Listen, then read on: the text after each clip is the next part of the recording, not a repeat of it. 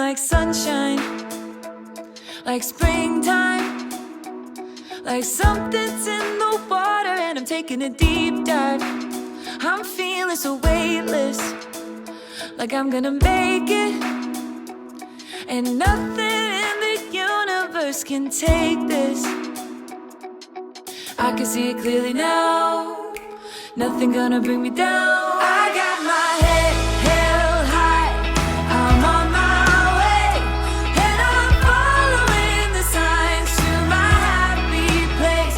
I'm walking in the light of a brand new day, and I'm right where I belong in my happy place. I got my head held high, I'm on my way, and I'm following the signs to my happy place. I'm walking in the light of a brand new day, and I'm right where I belong in my happy place.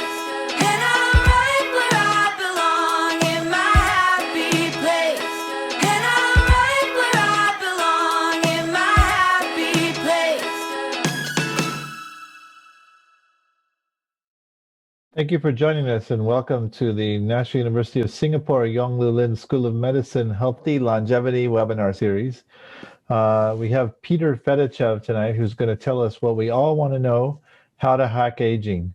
I'd like to remind you to use your Q&A function to ask questions, and I have David here to assemble the questions and pick the most interesting ones and ask them to Peter later in the show. And before we go to Peter, I want to bring on Lee Jin Young, who is a postdoctoral fellow in my lab. And I have to mention that she started in my lab in California and then followed me to Singapore. So she's been very dedicated to her project, which is on Alzheimer's disease. But today she's going to tell you about a recent paper on 2 conserved epigenetic regulators of healthy longevity. Thank you, Brian. Hello, everyone. As Brian has mentioned, my name is Jinyoung Lee. I'm a research fellow in Professor Brian Kennedy's lab in Center for Healthy Longevity. Today, I'll be presenting an interesting study on 2 essential negative regulators of healthy aging, which published in Nature Journal in 2020 by Zhang and Kai Group. As Professor Andrea Meyer mentioned in the previous webinar, lifespan is the total number of years we live, whereas health span is the period of life we remain healthy and free from serious chronic disorders. Although there has been a global increase in human life expectancy, the increased longevity is rarely accompanied by the extended health span. So maintaining good physiological function with aging to increase health span and reduce morbidity and thereby attaining optimal longevity is an important and challenging task in aging research.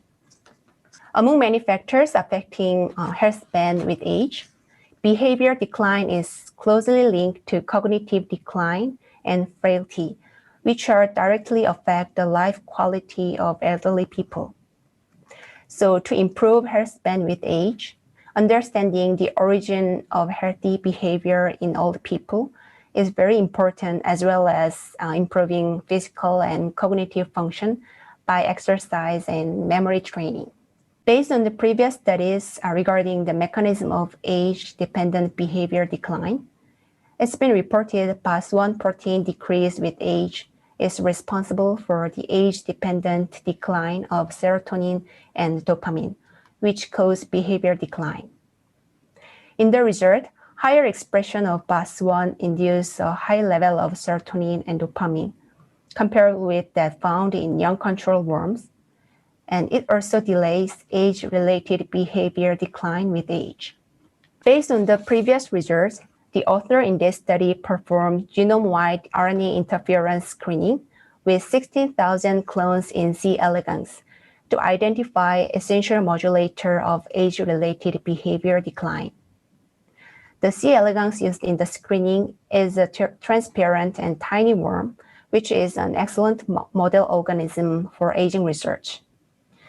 In the high-throughput screening, they used transgenic worms that express BAS1 protein fused to green fluorescence protein. and monitored which gene is involved in the decrease of BAS1 expression. Through the screening and gene network analysis, they finally found two epigenetic regulators, BAS2 and SET6, as potential aging modulators. Interestingly, they found the two genes showed increased expression with age in C. elegans model. Next, they investigated the function of BAS2 and SET6 in modulating the aging process and found that deleting BAS2 or SET6 increased the level of serotonin and dopamine, as well as the level of BAS1 expression. And it also prevents age-related behavior decline. As BAS2 and SET6 are known to control gene expression by epigenetic regulation, they investigate which genes are regulated by them. They examined the genome-wide distribution of binding site for those two proteins and also analyzed transcriptome changes caused by deleting SET6 or BAS2. From the result, they found that BAS2 and SET6 bind more prominently at the promoter region of mitochondrial function-related genes and also regulate their expression. As shown on the right, mitochondria drive many aspects of a biological aging process by regulating major cellular functions. So next, they checked the effect of the two genes on mitochondrial functions and found that deleting and overexpressing BAS2 or SET6 significantly elevated and reduced two key mitochondrial activities, ATP production and oxygen consumption. Collectively, they found BAS2 and SET6 accelerate aging process by repressing mitochondrial function through the epigenetic regulation of mitochondrial function-related genes. They also confirmed the function of the two genes in mice and human. In mouse study, deletion of BAS2 reduced age-dependent body weight gain and also prevent cognitive decline in aging mice. Most interestingly, examination of human database shows the expression of the two genes in the human brain increased with age and also correlate positively with the progression of Alzheimer's disease. From the result, the author confirmed that the aging-related regulating functions of the two genes are also confirmed in mice and human. To summarize the result and the implication of the study, the author in this study identified two negative regulators of aging, BAS2 and SET6. And they also confirmed these two genes accelerate behavior decline with age by reducing mitochondrial function. Interestingly, the expression of the two aging regulators in human brain increased with age and also showed a positive correlation with Alzheimer's disease progression. The implication of the study is the author suggests preventing age-related mitochondrial dysfunction by targeting epigenetic regulators can be a potential strategy for improving behavior performance, preventing Alzheimer's disease, and also achieving healthy aging. That's all from me today. Thank you, and I'm going to pass it over to Brian. Thanks, Young. And I think that's a good example of how studies really in what you would think of as very simple organisms, C. elegans, worms, Drosophila, which are fruit flies, and yeast, have really led to a lot of hypotheses about aging that have turned out to be true when they're tested in mice and humans. So hopefully that study will point to that, and we'll bring on some speakers in the future that work in those simple organisms. So it's exciting to have Peter Fedichev on tonight. Peter's the co-founder and CEO of Gero. He holds a PhD in theoretical physics from the University of Amsterdam, and he was teaching at Innsbruck University in Austria. And then at some point, things went completely off the rails. You'll have to tell me what happened, Peter, because he got interested in aging and then started getting into the aging field. So he, first of all, co-founded Quantum Pharmaceuticals and then went on to do Gero. And today he's going to tell us about hacking aging, what we can learn from big biomedical data. Thanks for coming on the show, Peter. Well, thank you very much for having me. Of course, I can tell you what happened that time. I started aging, so that's the natural. Well, let me see if everything works. Okay, so I think everyone has seen a version of this graph already, I think in every presentation more or less on this seminar, that we all know that in humans, for whatever reason that is called aging, we have the exponential increase in the incidence of age-related diseases and death. It's so bad that after about 40 years old, we have our mortality rate doubling every 8 years. What is less trivial is that it's not only your chance to die doubles every 8 years, but also your chance to get a chronic disease also increases for a bunch of diseases at the same rate. So I think one of the most interesting scientific problems here is that how aging, I mean chronological aging, diseases and death, mortality actually related, what causes what. So we understand that age is the most important risk factor for any of the diseases, but does aging cause diseases or other diseases that are aging, or are there some diseases that are causing other diseases? I think this is a great open question. The other problem here is that it's very hard to study this in model animals because it's very difficult in many ways to learn how not to age from a little mouse. For example, because mice are dead within, 3 years for sure, and people can live almost disease-free up to 60 years old. So the questions which I will try to cover here are the questions that are keeping us interested here at Gero. We are using good old mathematics and physics, lots of data, and a little bit of AI in order to understand how aging happens in human data. Eventually, with the idea to understand aging as a mechanical process, almost from engineering standpoint, and eventually, test whatever we can in terms of putative life-extending effects, but also to intervene against aging. Our hope is, of course, to intercept aging. So, of course, there is nothing new under the sun, as it is known. Living systems are archetypical examples of complex systems. And over the last, 30 years, engineering sciences and physical sciences learned a lot how complex systems fail. And one of the most interesting conclusions, the top-level conclusions, was that whenever you have a system that consists of a great many parts, there are almost universal ways how such systems can disintegrate, because there are many parts that are talking to each other. You have the role of any individual component of the system is not really important, which means that what in engineering sciences people are calling universal, the appearance of universal behavior. When many different parts talk to each other, there is an emergence, the emergent properties that are properties of the whole collective. So what happens, and the picture here is the example of blackout, a complex system like energy grid turned to a blackout condition in the US in 2003, as far as I remember. People are studying these things, and what they have observed both in the markets or in energy grids, or as I'm going to show you now in biological systems, is then whenever such a complex system is going to break down, you see two things. So first, your system becomes non-responsive, very slow, because if you want to fail, you have to engage many parts. And when you engage many parts, you become very inert. Inertia develops, which means that it's very hard to change anything in a system that is about to disintegrate. As a negative news is that when such a system is going to disintegrate, it's also very difficult to intervene.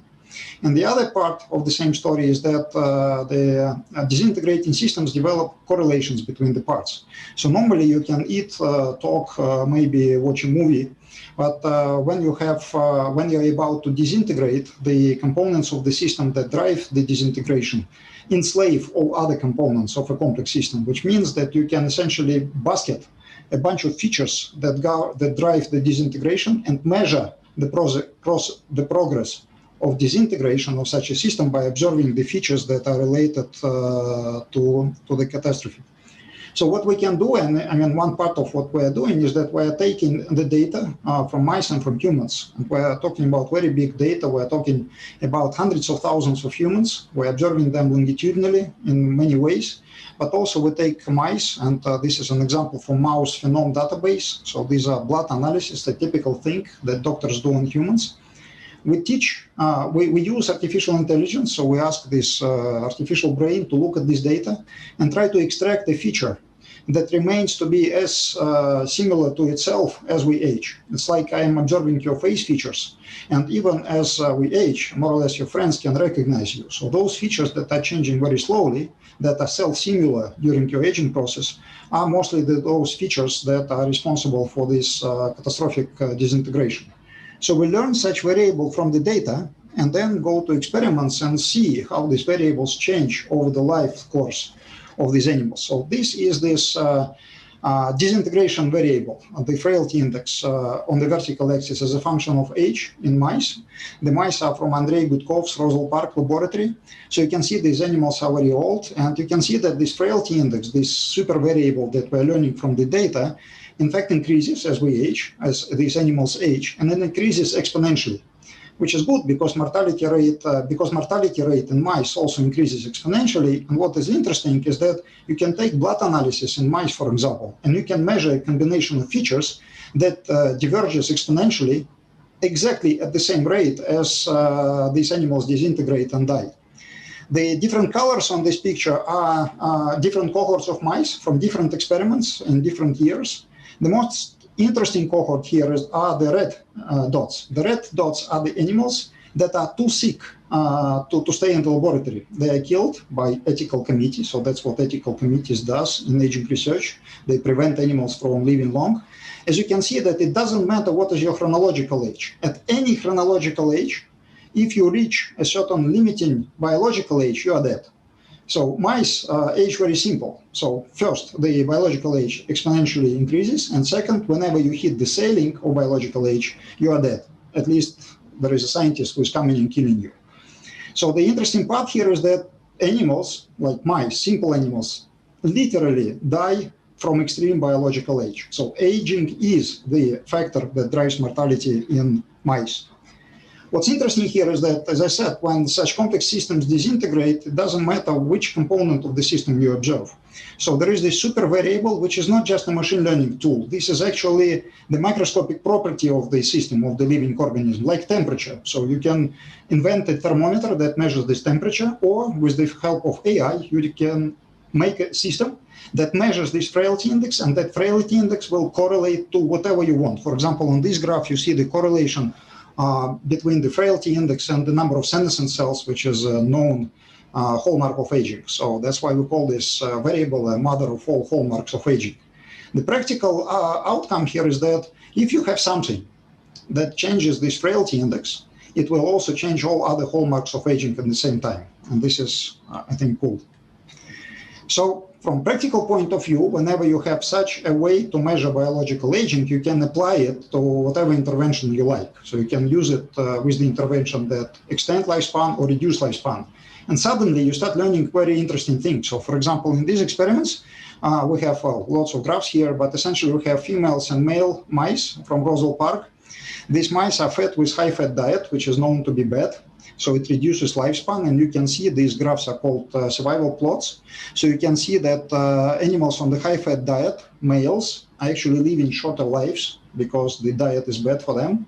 What's interesting is that when you put these animals on the diet, and already at the week 50, you can see that our biological age, our frailty index readout already tells you that males on the high-fat diet are biologically elder than their age-matched controls.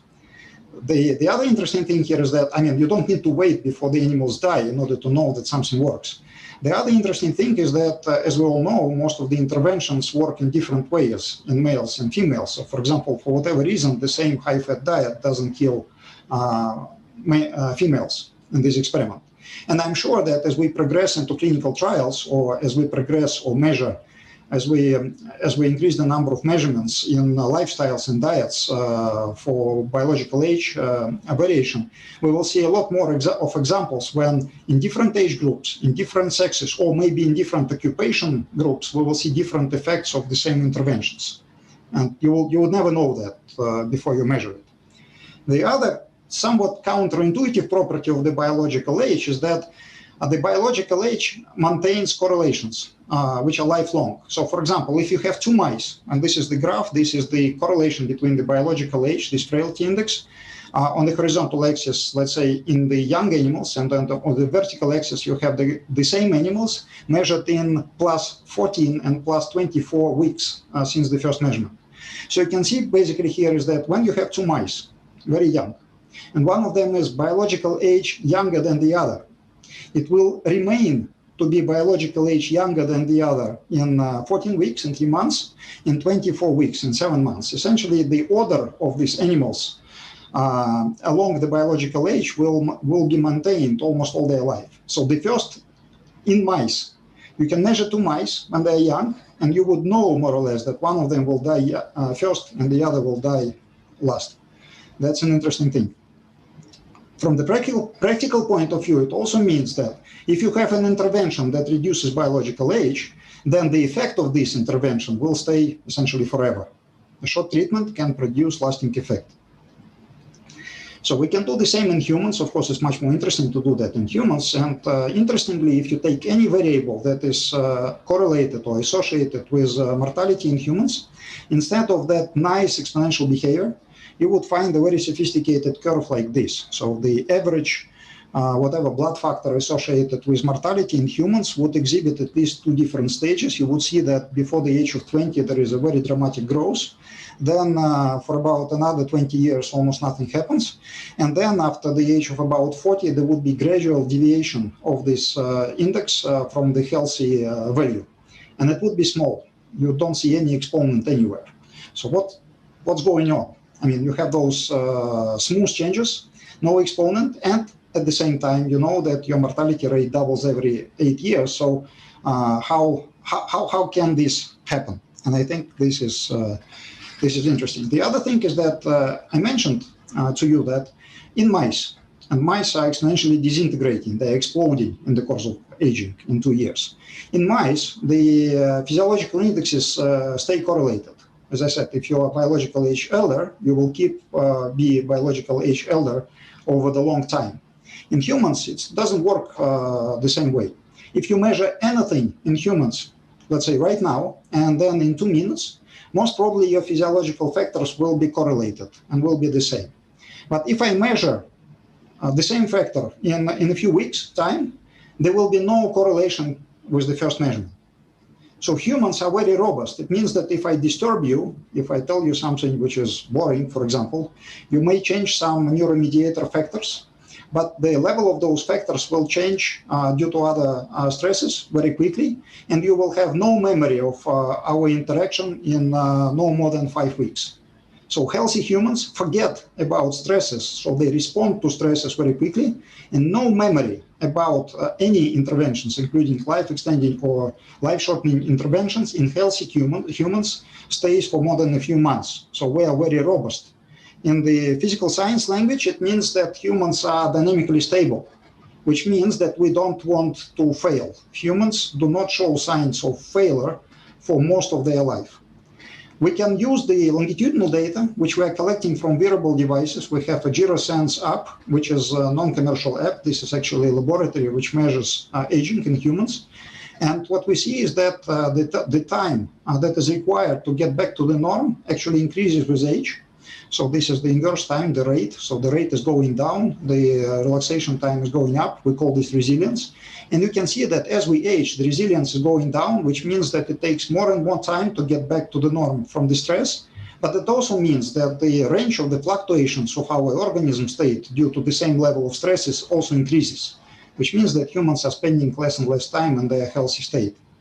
So you can see that as we age, the rate is going down, which means that at some point at about 100 plus years, the relaxation rate, the recovery rate of our organism state fluctuations will be 0, which means that the organism state will not recover even from a small stress, which means that this lack of resilience will actually limit human lifespan.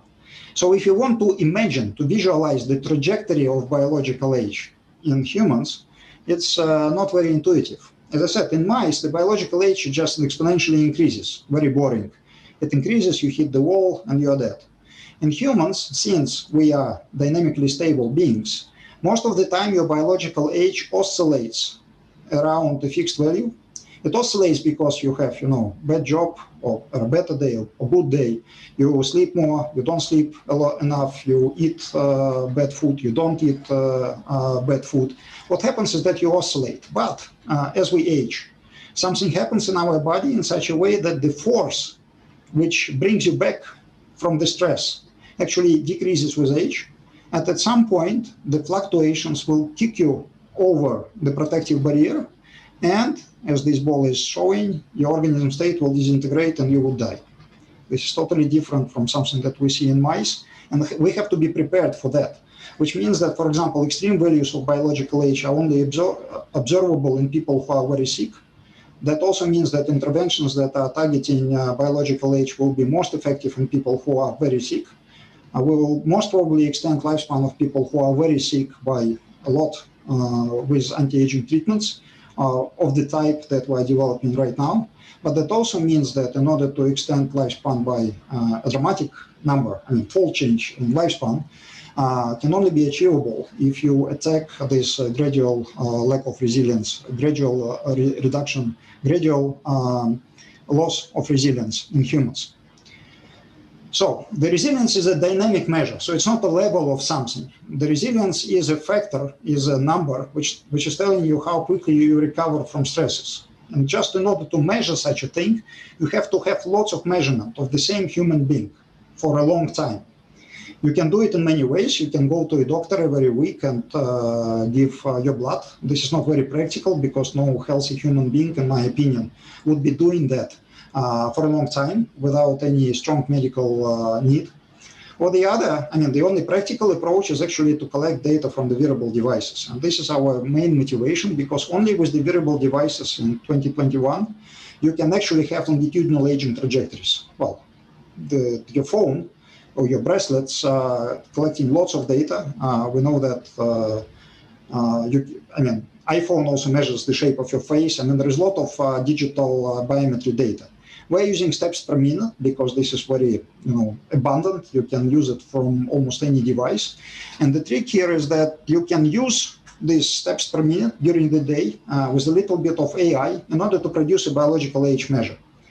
It's much more interesting than just a number of steps. I'm showing you these two graphs, and an interesting story is that we all know that you have to move more in order to live longer. So if that were true, people who are working in restaurants or in construction would be living, 100 years because these people have to move a lot. This doesn't happen. For some reason, these people are living less actually than those people who are managing their job and who are sitting at desks. So on the left chart, you have the correlation between life expectancy. Every dot here is the occupation. And along the vertical axis, you have the negative activity. So the higher points are the occupations with less activity. And you can see that there is the wrong correlation. So occupations with less activity correspond to longer lifespans. But if you apply our biomarker, or it's not shown here, if you apply any biomarker which is extracted from blood, for example, FeNAH, you would have the right correlation. So the biological age acceleration, the excess of biological age, actually correlates inversely with the lifespan. So our iPhone app can actually measure the occupation hazards. So this is just to prove that it measures something interesting. So if you don't have an app, you have to have these simple heuristics that we call Timo Perkov rule. So Timo Perkov is the guy in the center, and these are the guys who are developing Gero Sense. So the rule is very simple. If somebody is paying you for a work, for your steps, most probably it's bad for your health. If you are paying for steps, like you're going to a gym, most probably it is good for your health. And if you want to have a better scoring of your steps, you have to use our app. So once you have those longitudinal trajectories, you can do the resilience estimates. And we looked at the data we have, and we counted the people who have no resilience at any age. And interestingly enough, it occurred that the fraction of the people who have no resilience or low resilience actually increases exponentially with age, as it should be, and doubles every 8 years. So remarkably, humans are not, a single species. We are a mixture of populations. We have healthy people, less healthy people, and we have people who are totally not healthy. They have no resilience. And if you have no resilience, any shock kills you. So that's why you have a bunch of people who have no resilience. They are dead of COVID or of anything else. They cannot recover. And that gives you the exponential mortality. Once again, you cannot achieve that without longitudinal measurements. And that you can do with longitudinal markers. So I'm probably running out of time, and I may skip something. This is too complicated anyway. So I'll show you just one example of other things which you can do with wearable devices. And I think this is a preview of things to come in a few years from now. So as I said, we have now a few tens of thousands people who are donating their digital blood, their life histories of their steps to our application. And what we are asking these people, we report to them back the biological age estimate, and since a few months we have now also the resilience estimate. What's interesting is that we also ask people to label their lifestyles, and we're asking people specifically if they are doing intermittent fasting, if they have NAD or not, and very soon I hope to get the readouts to have labels from alpha-ketoglutarate. So we have a bunch of people. We can see if certain interventions work or not. So obviously intermittent fasting is the obvious candidate for something that may work. So we have different cohorts of people. So we have some preliminary results in cohorts of people who have iWatches, because this is obviously a more sensitive device. So what we have done is that we measured their biological age longitudinally. We collected the labels, so people label themselves as if they are following the diet or not. And we tried to predict from steps and health questionnaire which people are going to respond to the diet, biological age-wise or not. So we made a predictor which tells you that about 30% of people will respond. And in those people, this is the graph. This is on the vertical axis, the biological age. And the horizontal axis is the time. So the red dotted line is the time of the beginning of the experiment. Obviously, everyone starts the experiment at different time, but we are making one experiment out of many. So here we have almost 200 people. So you can see that there is a subpopulation of people, which we do not yet know how is defined mathematically or medically. But the conclusions are as follows, that our observations tell you that fasting doesn't work for everyone very good. There is a very well-defined cohort of people for whom the fasting is working. And you can see the average line. So you see once people start on fasting, then in about 2 weeks, the response is developed. It saturates as it should. And then after a while, people lose interest in fasting and most probably drop. The interesting thing here is that this is a demonstration, in my view, is that for almost no cost, you can collect groups as large as hundreds of people, put them on something that is medically feasible. Not only measure that something works or not, but also try to find people for which such and such intervention may work or not. If you have multiple interventions, you can actually prioritize for a specific person which intervention is more likely to work.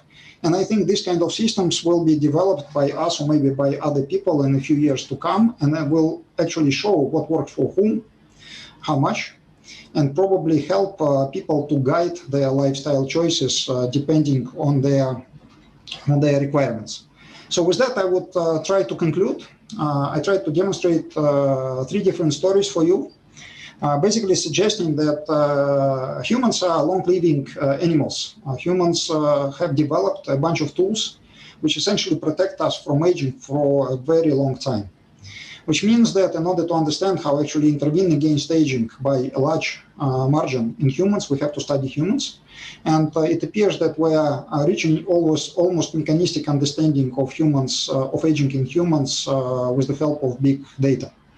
All of that can be interrelated with molecular and genetic information in order to generate hypotheses and ideas about anti-aging interventions. What's most important is that we have now multiple tools measuring aging in different components of human and animal systems. We can measure the effects of interventions, and the revolution in AI in sensors most probably will bring a situation where everything that is medically feasible could be tried and personalized for your needs. So welcome to GeroSense.ai, which is now serving multiple wellness and health applications via API and lets you experiment with your health. Thank you, Peter. So I have several comments to make and questions. I think that the way you're thinking about aging is really fascinating, and I particularly want to start with this idea of emergent properties, particularly the idea that everything becomes entrained, as the aging process goes forward. And I think that it has the potential to really explain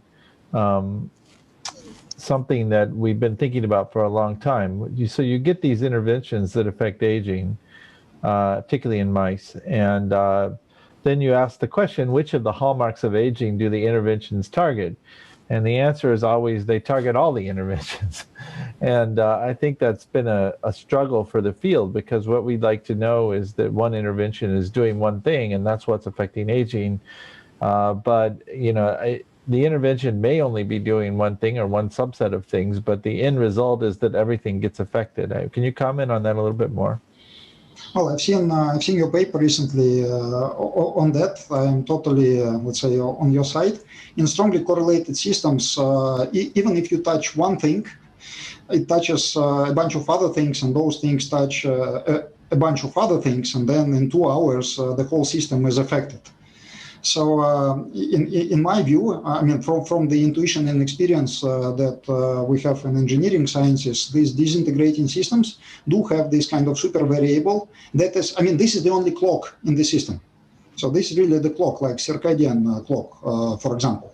So every other variable is enslaved. This is called enslavement principle in physics. Every other variable just follows that slow variable, which means that hallmarks of aging are enslaved by this it's called order parameter, doesn't matter.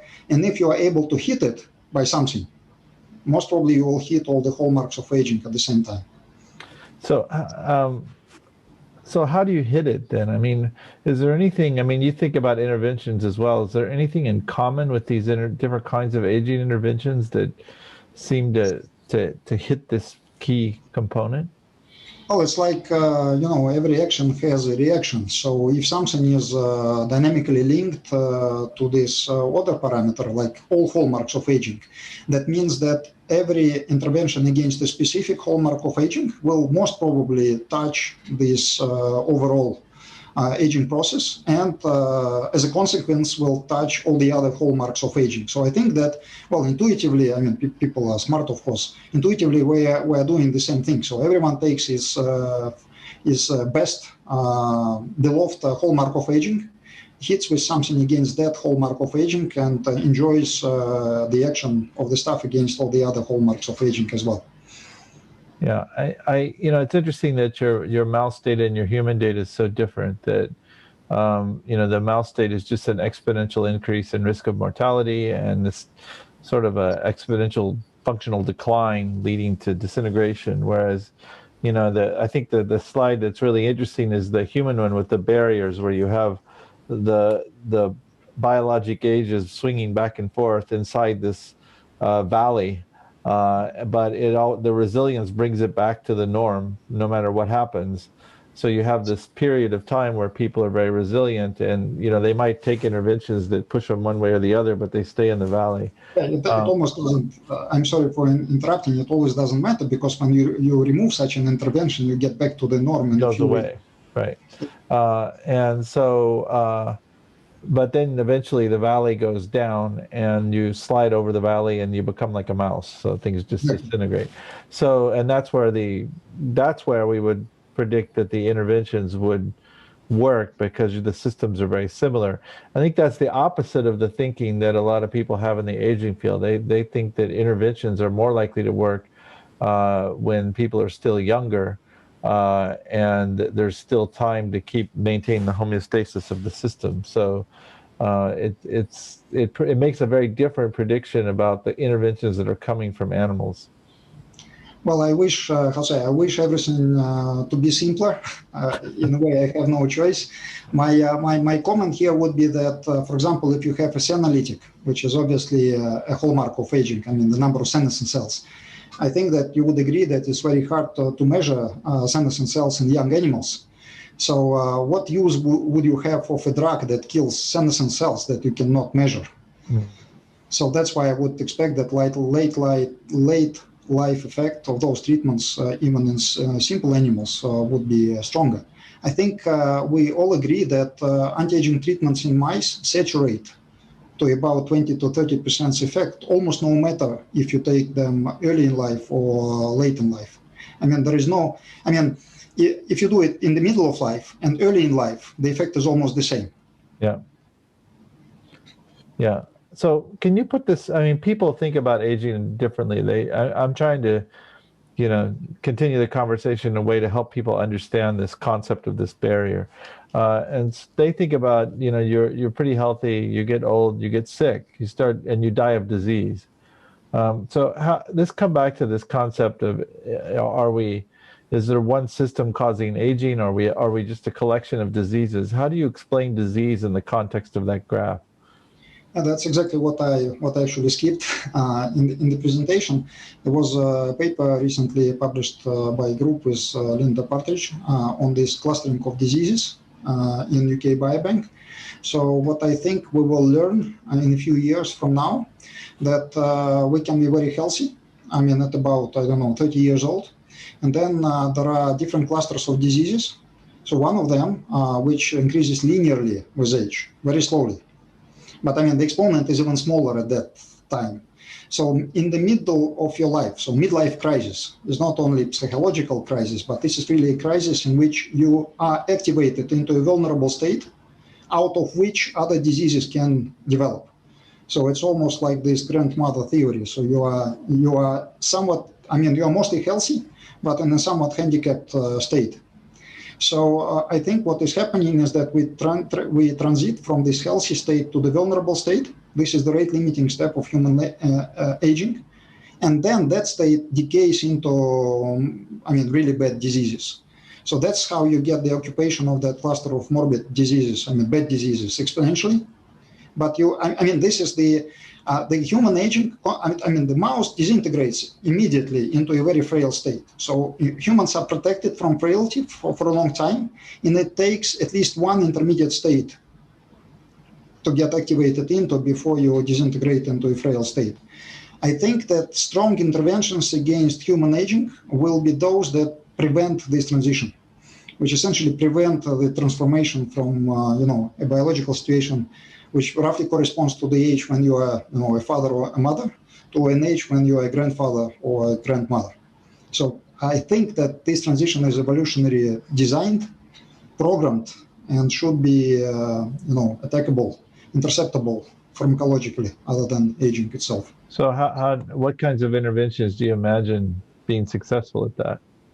Do we have any now, or is this a new type of intervention we're looking for? So this is very speculative, because I think everyone has been looking at this frailty, extreme senescence, secretary senescence associated phenotype, and everything else. I think there is a bunch of groups. This is very speculative, so I can only we're in the speculative session of the talk. So right. I think, if you look at the human data, you would find that social status is an extremely strong modifier of lifespan in every country. So there is almost 15 years difference in lifespan between 2/4 of the most affluent and the least affluent people in the US. And it's not the quality of medicine, because if you look at the age of the first chronic disease, the result would be the same. We also know that in some social animals, status modifies lifespan a lot, even in mammals. So we have some moles in Africa recently published work, and it appears that there is a hormonal transition, which is driven by the status, and which can be mimicked by that growth hormone and DHEA combo, for example. So putting growth hormone for life extension appears counterintuitive from mouse studies, and still we have that work by Fahy and his collaborators, where the growth hormone with an anti-diabetic drug apparently reduces biological aging in humans. So I think there could be two modes of life extension in humans, distinct modes.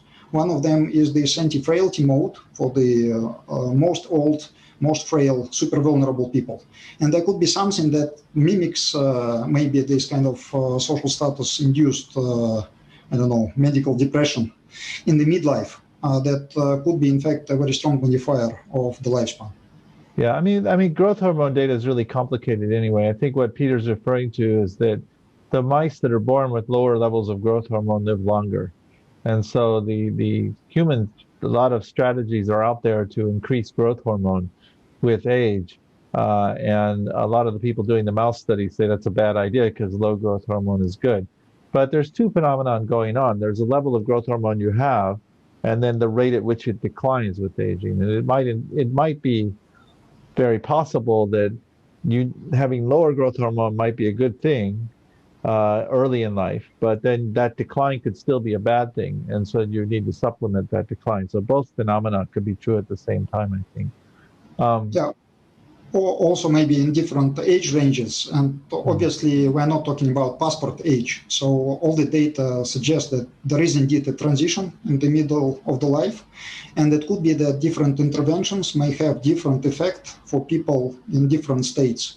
So that's why I think we should learn how to label those states, and I'm happy to see this works on this clustering of diseases in order to see how many different human species are actually in large cross-sectional data. And the next step would be to understand which interventions work for which subtypes, subgroups of people.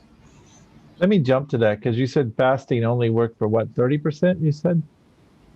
Well, we have certain sensitivity levels, so we are detecting the effect. It may work for everyone, right? But it's just a matter of signal to noise. So with the signal to noise of our wearable devices, we see the effect in 1/3 of the people. The stronger effect than in the others. And what's interesting is that we can predict these people from the motion data and health questionnaire. At baseline? Sorry? So before they go on the fast, you can predict who's going to respond. Yes. With some success, which means that apparently there is a subpopulation of people who are probably even, my guess is that those people are just healthy. To have the response, your body weight response on fasting when you are healthy. You are losing this, response as you are getting more diseases. So I think it's simple like that. You have a subpopulation of reasonably healthy individuals who respond to physical training well by reducing weight, but also to fasting. But aren't those the people where it doesn't matter based on your Well, that's always bad because for healthy people, you may not need to have such interventions. I think the practical implication is different. When you're losing resilience, when your response time grows, it also means that when you have the intervention, it will take longer to develop the effect. So I think that many people give up. When people are less healthy, less resilient, many people give up looking at their younger and healthier counterparts, observing their wonderful changes, observing that there are no changes in them, and they're giving up. I think what this kind of software and tools can give people are the indications of how much longer they should expect to wait. So it may take 2 months for a healthy person, but 6 months for someone who has a lower resilience. Yeah, I think that the orders of magnitude here, something like 2 to 3 weeks in the healthy individual. So when people, from what I've seen from people who shared the data with me personally, whom I know personally, for example, I understand that younger and healthy people develop a drop in body weight and heart rate at rest within 2 weeks when they go on fasting. And of course, when people are less resilient, it may take 1 to 2 months for them to enjoy the full effect. And I think this is a psychological torture. If you do not have guiding, when you don't have any guide, I think it's very easy to give up. So you're not getting feedback. Yeah. So maybe what we see here is that because of that lack of resilience, people are giving up, and that's why we may see no effect. It's not like fasting doesn't work. Yeah. So people can go. What's the website to get the app? How do you search for the app on the phone? So it's a Gero Sense, like Gero Sensor, gerosense.ai. So we have it only on iPhone for almost egoistic reasons, because whenever we have somebody in our app, iPhone Health Kit provides a few years of data already, and this is very high quality. I mean, I wish I could have higher quality of longitudinal data anywhere, but even from biobanks, it's very hard to get longitudinal readings at such sampling rate. So that's why we issued this iPhone app. As I said, this is non-commercial app. I mean, no payments are collected, no business is made with the app. This is really the demo.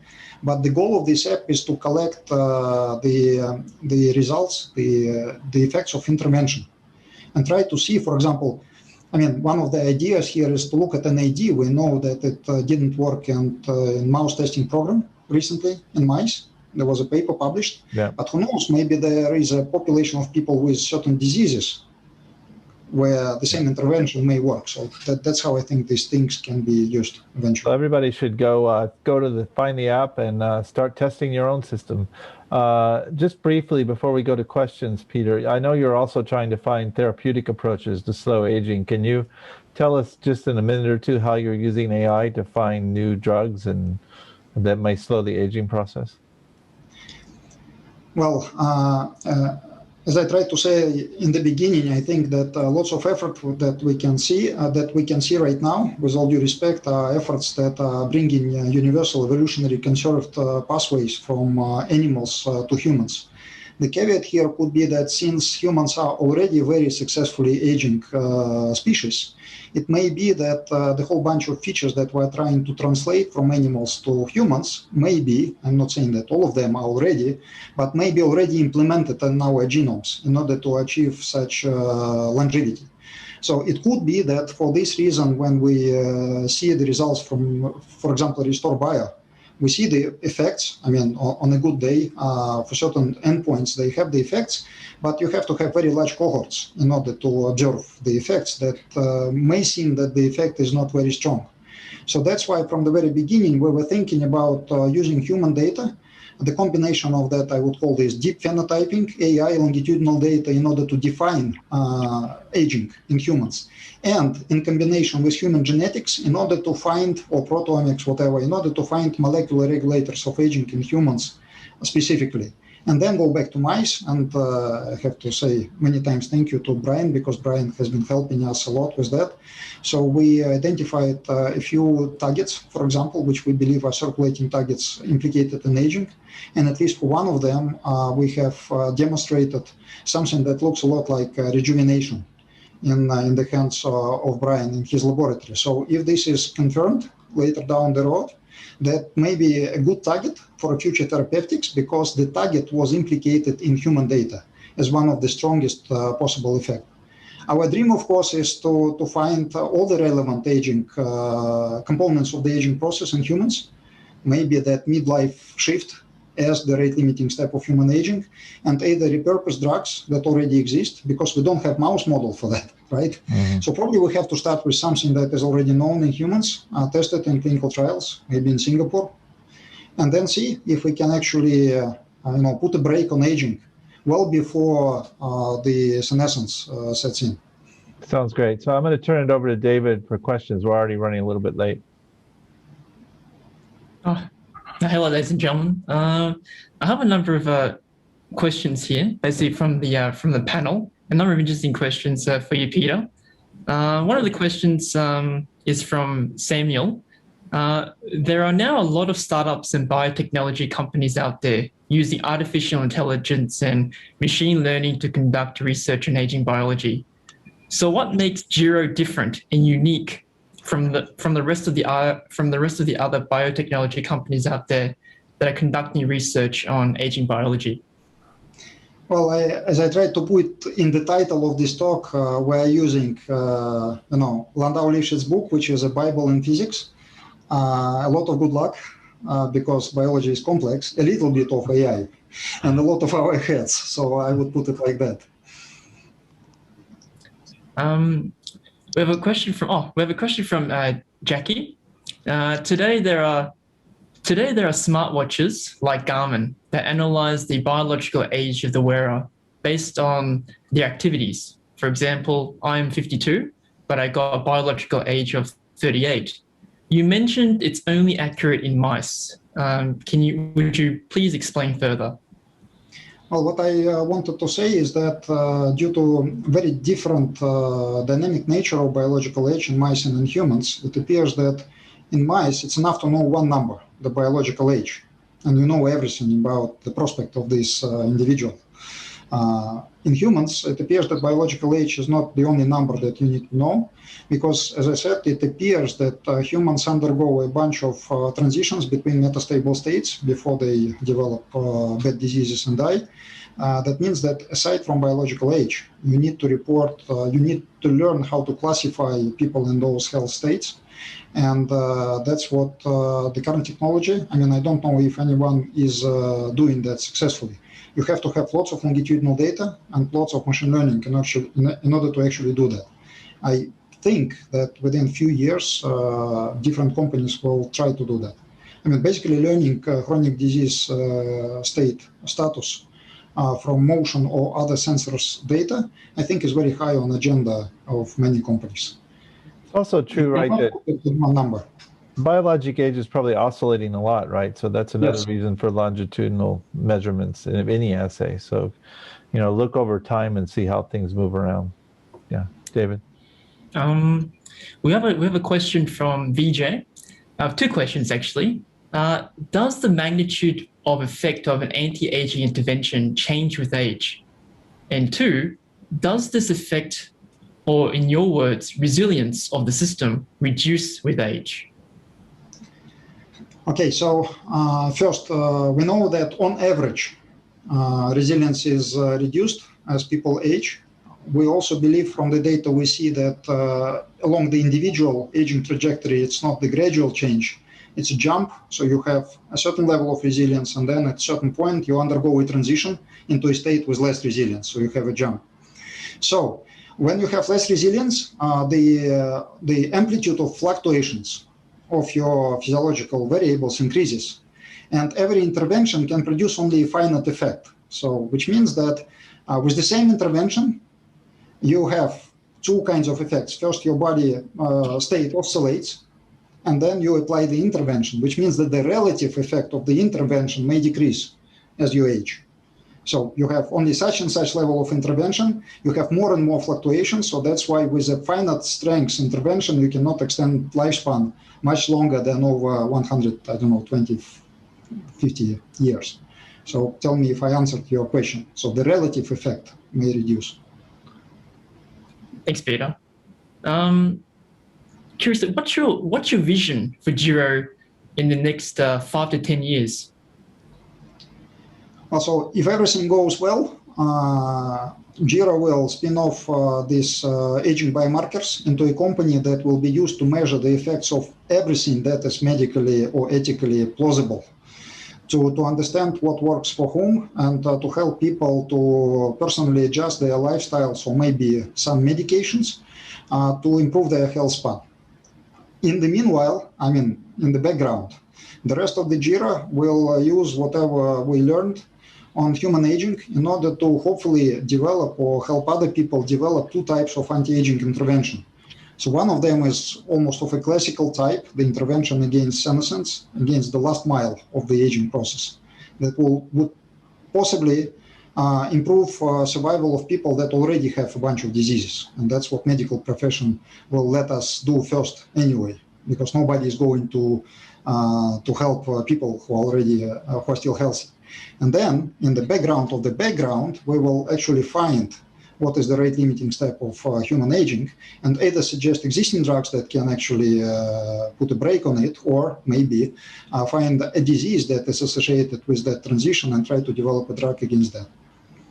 Maybe one more question, David. Sure. Basically, we have a question is, why is exercise not included in geroscience? Well, actually, in the app, you mean? In geroscience, sorry, in geroscience. Well, actually, people can do any health tactics they want. I mean, people are labeling. I mean, we have lots of drugs, for example, as treatment groups. I mean, really bad drugs there.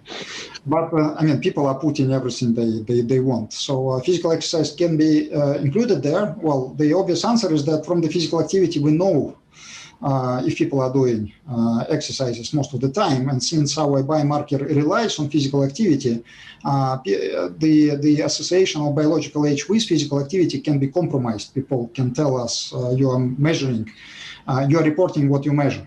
So that's why, of course, we keep track on physical activity, but we are not reporting that because this is somewhat compromised. This is the same system. Great, Peter. Thanks a lot for this. I think it's hopefully been informative about helping people think about what aging really means from a biologic perspective. And it's always good to have a few physicists around to like come up with the theory to explain what's going on. I want to remind everyone to use the panelists and all attendees button in the chat box to make comments about the talk today. Next week, we will be off because it's Hari Raya, which is the end of Ramadan in Singapore. So that's a holiday. And then the following week, we will have Tobias Reichmuth, who's the founding partner of Maximon. And this is another investment company that's looking to nucleate the longevity industry. And we'll hear what he's thinking about the investment space.